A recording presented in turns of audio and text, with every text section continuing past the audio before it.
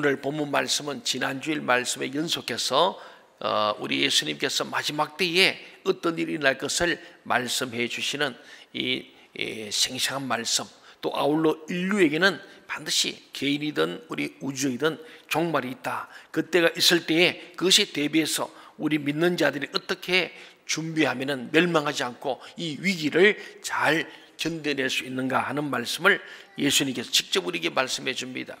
먼저 예수님께서는 친절하게도 우리에게 하나님의 마지막 심판이 다가올 때에 어떤 징조가 있을 것이다, 반드시 사인이 있다는 거예요. 이 사인을 볼 수 있어야 한다, 그런 말씀입니다.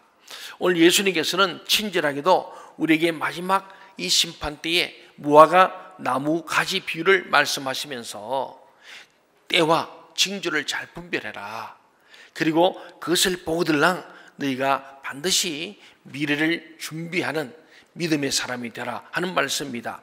오늘 본문인 마태복음 24장 32절부터 34절을 다 함께 한번 읽어보겠습니다. 시작. 무화과 나무의 비유를 배우라. 그 가지가 연하여 지고 잎사귀를 내면 여름이 가까운 줄을 아나니 이와 같이 너희도 이 모든 일을 보거든 인자가 가까이 곧 문 앞에 이른 줄 알라. 내가 진실로 너에게 말하노니 이 세대가 지나가기 전에 이 일이 다 일어나리라.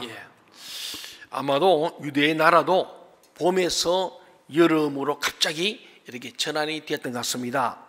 지금 우리나라도 이런 현실을 많이 보게 되는데, 추운 겨울이 지나고 봄이 와서 꽃이 많이 폈다가 지면은 바로 여름이에요. 그렇죠? 봄인가 하면 뭐예요? 여름이 온 거예요. 그리고 여름이 원래처럼 이렇게 무덥게 오는데 앞으로도 지구온난화와 더불어서 여름은 계속 뜨거워질 것이다, 그래 봅니다. 그래서 우리나라도 옛날에는 사과 하면 어디 사과예요?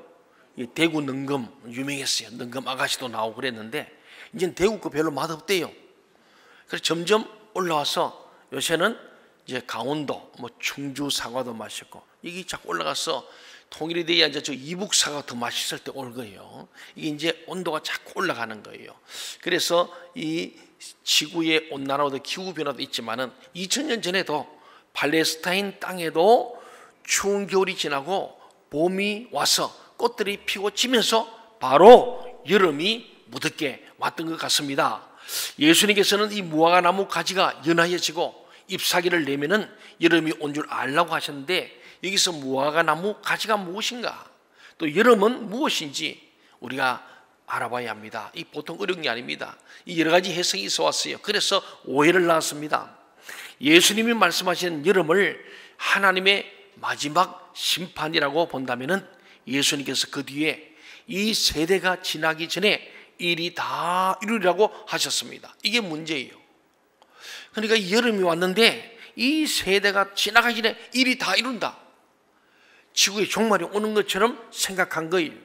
그러면 결국 예수님 말씀을 듣고 있는 사람들이 살아있을 동안에 마지막 심판이 왔어야 한다는 말인데, 마지막 심판은 아직도 오지 않고 있지 않습니까?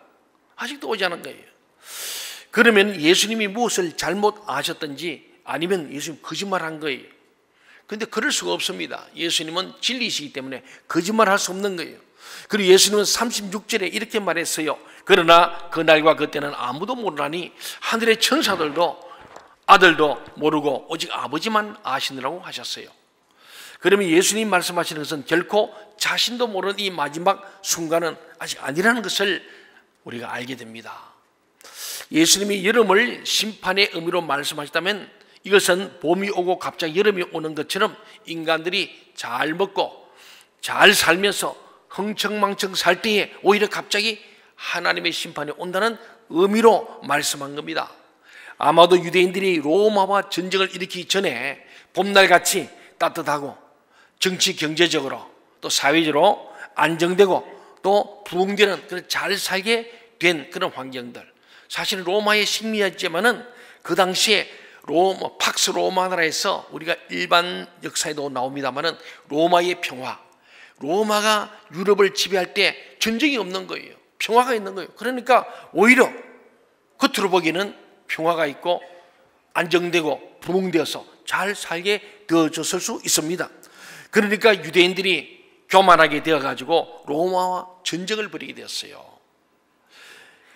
예수님께서 이 세대가 지나가기 전에 이 일이 다 일어난 것은 바로 이 전쟁이에요. 예수님께서 AD 한 33년, 예수님 33살에 돌아가셔 볼 때 30에서 33년 사이에 돌아가셔 보는데, 그로부터 한 40년이 지난 AD 70년, 지금부터 약 한 2000년 전 70년에 로마가 이 유대인들이 반란을 일으키니까 그냥 큰 군대를 보내가지고 진압을 합니다.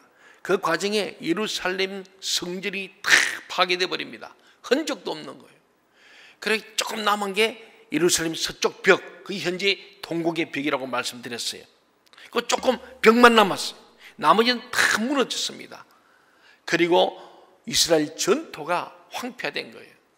바로 이것이 봄이 올 때 예수님 말씀, 이 살아있는 사람들이 이것을 보리라는 것은 예루살렘 멸망을 보고 그 예루살렘 멸망되면서 그들에게 부분적인 심판을 경험하게 되었습니다. 그래서 우리가 오늘 본문인 이 37절 39절을 보게 되면은 사람들이 평안하고 좀 살기 좋으면은 하나님을 바로 믿지 않는 거예요.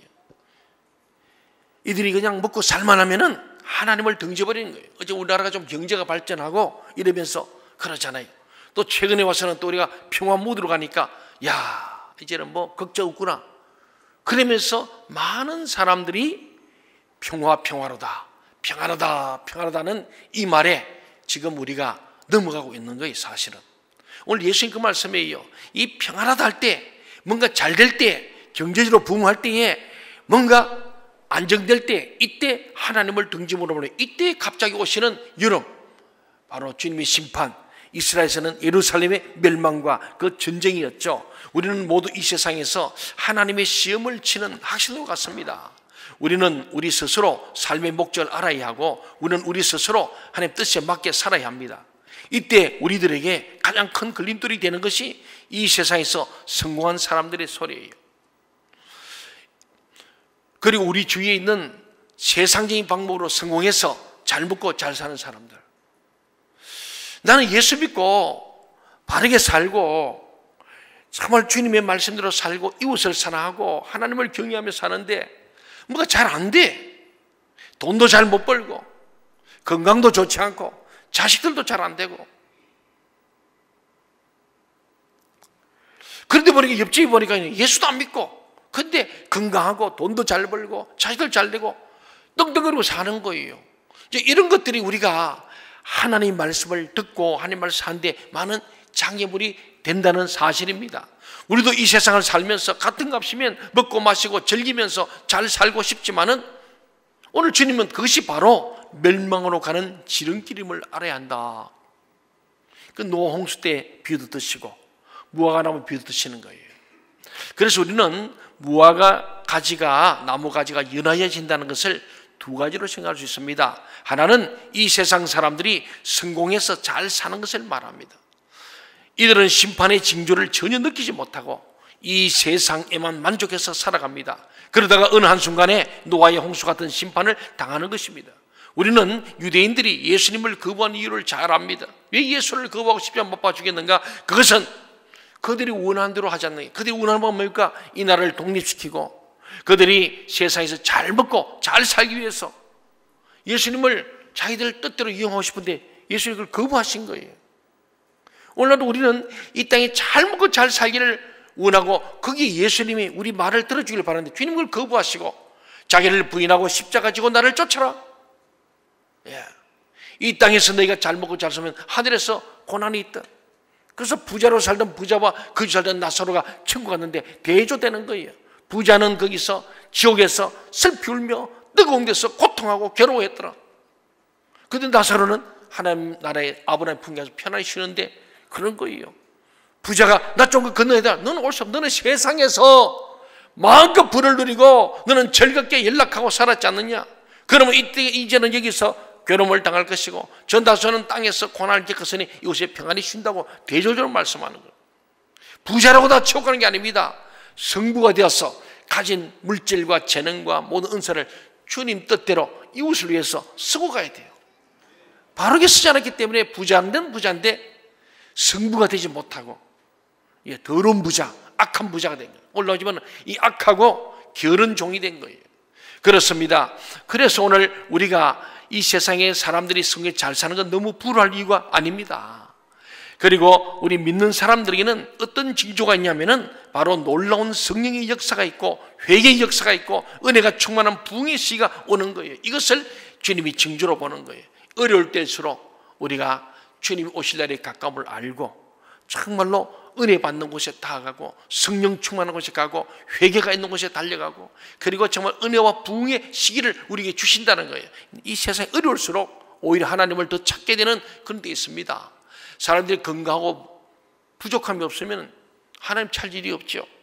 그래서 보면은 많은 분들이 사업에 실패하고 건강을 잃어버리고 불치병을 만나면은 죽기로 온 분이 많습니다. 그분은 고난을 당했지만 도리어 그 고난이 축복인 줄 믿습니다. 바로 그런 말씀입니다. 이 땅의 자본주의 사회에서 잘 되고 평안하면은 누가 주님 찾겠어요? 오늘 주님께서 이 징조, 우리 믿는 사람들에게는 바로 이런 고난이 오지만은 하나님을 더 가까이 하는 것이 영적인 봄 바로 계절이고 축복의 계절이라는 거예요. 우리는 하나님께서 우리를 성령으로 놀랍게 축복하실 때 무서운 영적인 전쟁이 일어날 수도 있습니다. 그리고 하나님의 심판이 더 가깝다는 것을 늘 깨닫고 영원히 잠들지 않도록 주의해야 됩니다. 이때 예수님께서는 문 밖에서 들어오려고 하신다는 것을 생각하라고 말씀하세요. 지금 우리 사회를 한번 보십시오. 믿음으로 살기가 어려운 시대가 왔습니다. 참 교회가 상당히 코너에 몰려 있습니다. 세상이 계속 교회를 압박해오고 있습니다. 뭐 그것도 종교의 자유가 없는 거 아닙니다.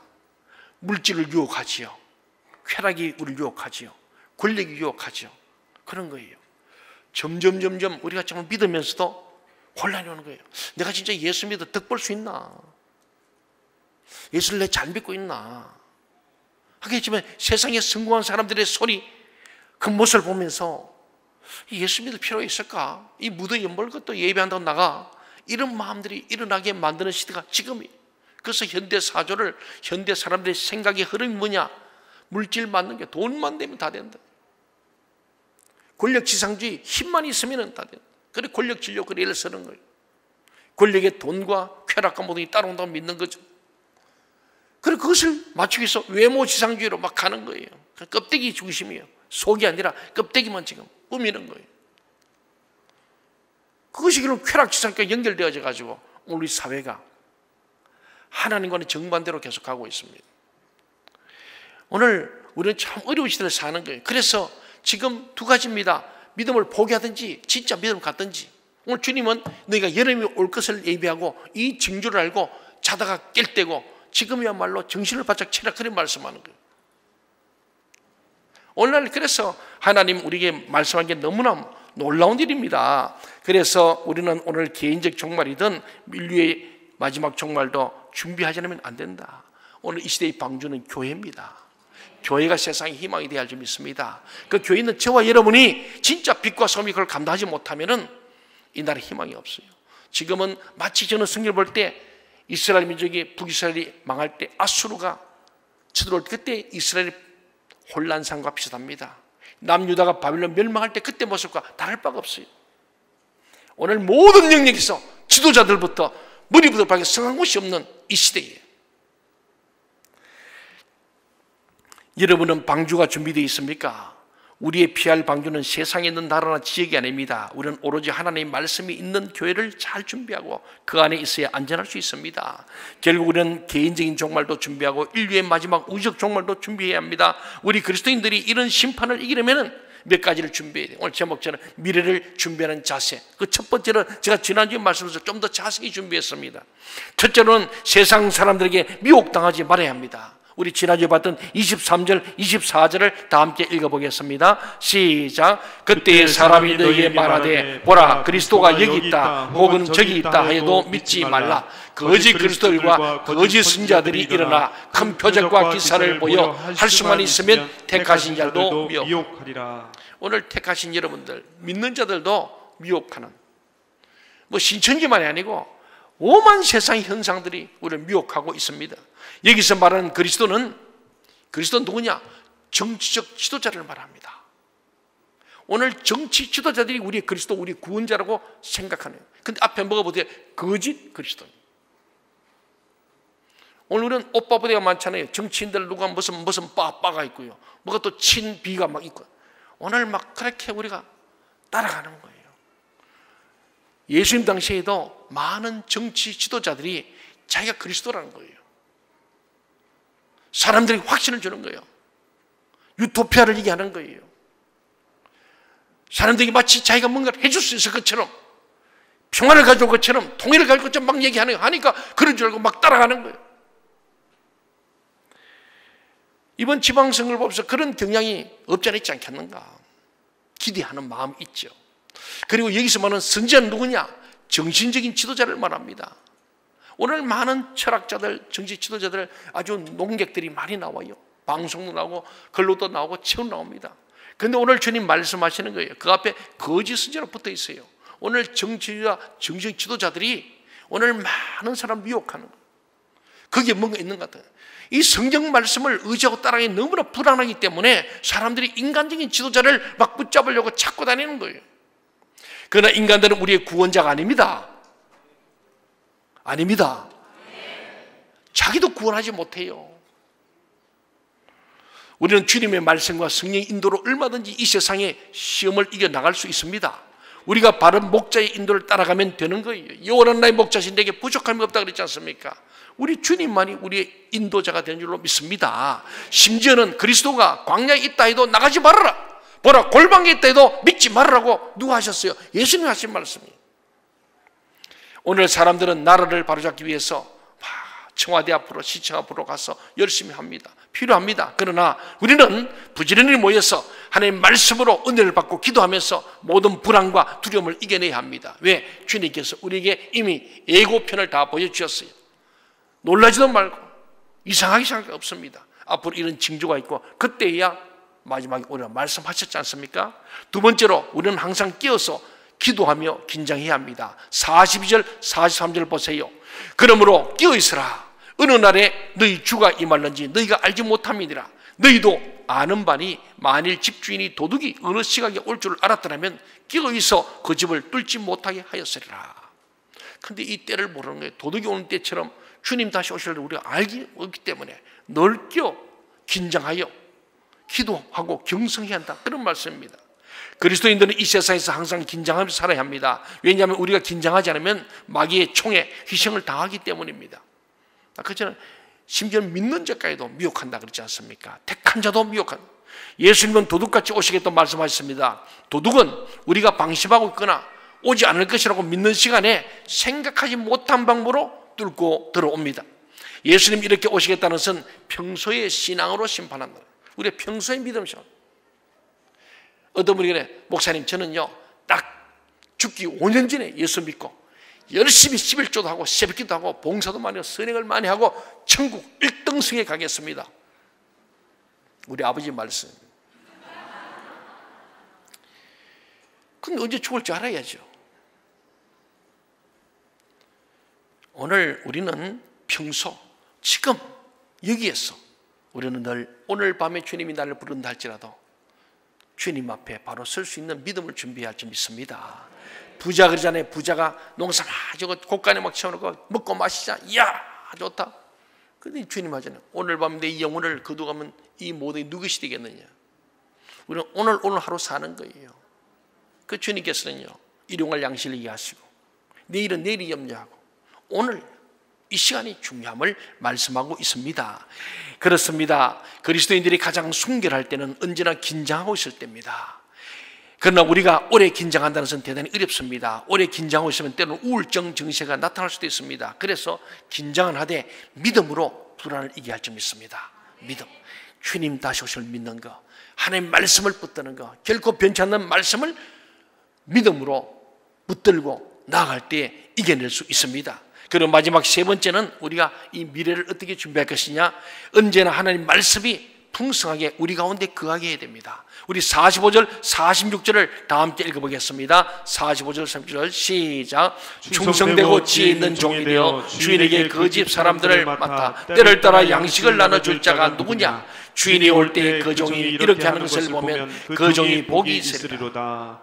이 양식이 바로 생명의 양식, 말씀입니다. 오늘 주의 종, 오늘 우리 영적 지도자들이 이 양식을 우리 모든 성도들에게 나눠주어야, 그래야 충성되고 지혜 있는 종이라는 거예요. 그런 자가 복이 있다는 거예요. 오늘 정말 이런 부모인 여러분도 여러분 자녀에게 때를 따라 이 생명의 양식 이것을 먹여줘야 되는 거예요.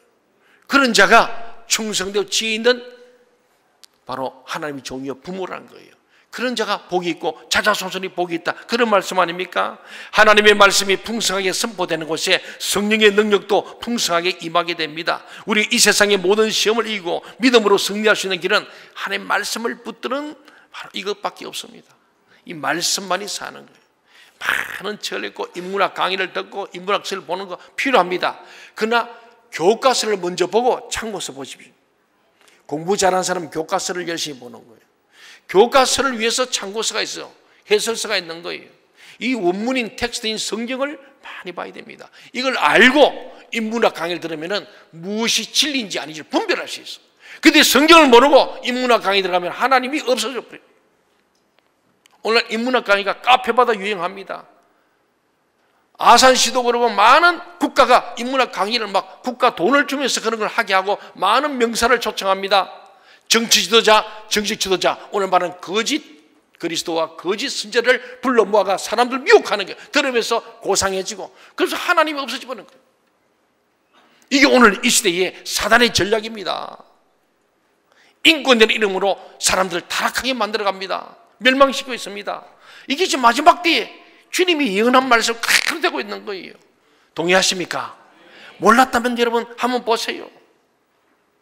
한번 보세요. 저도 지금까지 봤지만은요, 역대 대통령이요 휴가 때 절간행을 처음 봤습니다.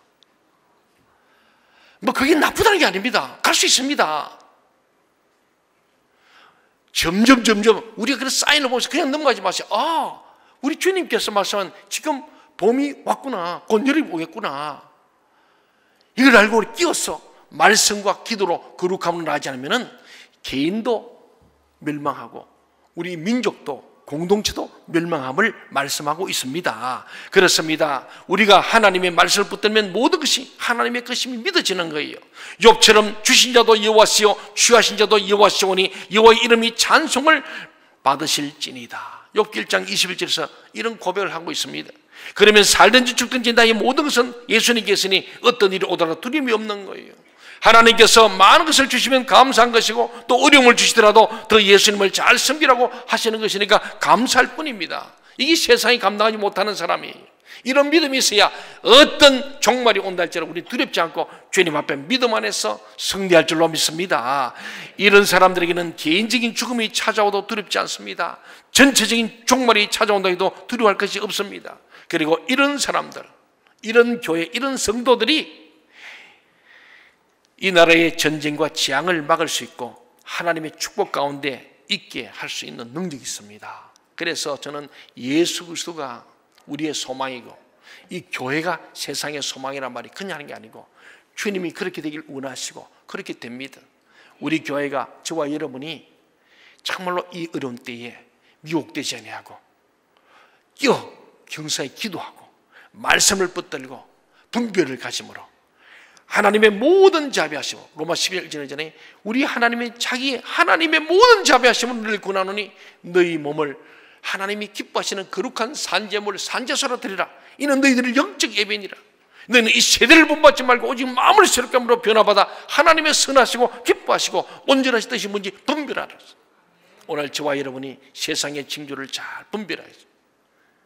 오늘 어디로 가기를 잘 분별함으로 더욱 끼어서 기도하고 죽어가는 생명들, 지옥 가는 생명들을 주님께로 인도하기 위해서 때를 얻으니 뭐든지 복음을 전하는 전도인의 사명, 땅끝 증인 되어지고 여러분을 통하여 이 땅이 살고 이 민족이 살고 우리 자자손손이 정말로 복을 받는 역사가 있기를 주의 이름으로 간절히 소원합니다.